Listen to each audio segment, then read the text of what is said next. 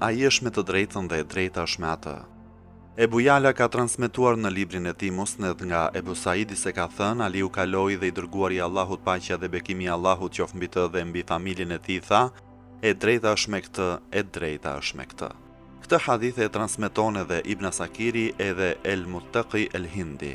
El Haythami në librin e tij thotë ka transmetuar Ebu Jala dhe transmetuesit e tij janë të besueshëm.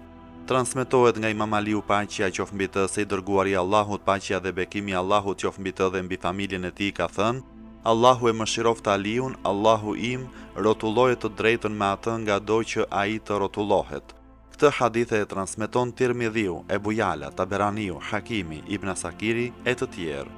Hakimi, Ebu Mensur, Ibn Asakir, Shafi dhe Sujutiu e saktësojnë këtë hadith. Fahri Raziu në tefsirin e tij thotë, ai që ndjek Aliun në fenë e tij është udhëzuar, treguesi kësaj është thënia e tij e profetit, paqja dhe bekimi i Allahut qoftë mbi të dhe mbi familjen e tij: o Zoti im rrotullohet të drejtën me Aliun nga do që ai të rrotullohet. El Khatibu e përcjell këtë hadith në librin e tij Tarihu Bagdad me zinxhir transmetimi nga Ebi Thabit, maula i Ebu Dherrit, i cili ka thënë, shkova te Ummu Seleme dhe e pasha atë duke qarë se i ishte kujtuar Aliu.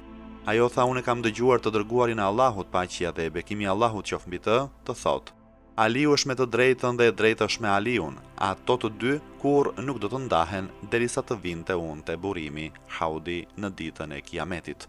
E ka transmetuar edhe Ibn Asakir në Tarihu Dimashq.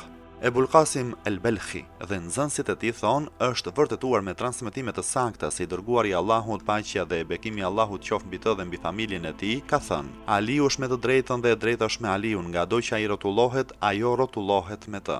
Të gjitha këto transmetime të përmendura rreth këtij virtyti me tekst të ardhur nga i dërguari i Allahut, paqja dhe bekimi i Allahut qoftë mbi të dhe mbi familjen e tij, na vërtetojnë se e drejta është me Aliun, paqja qoftë mbi të, prandaj lexo dhe mendo thellë, ai që kërkon të thellohet më shumë për rrugët e transmetimit të këtij hadithi dhe për burimet e tij, le të lexojë Enciklopedinë El Ghadir të eruditit Sheikh El Emini.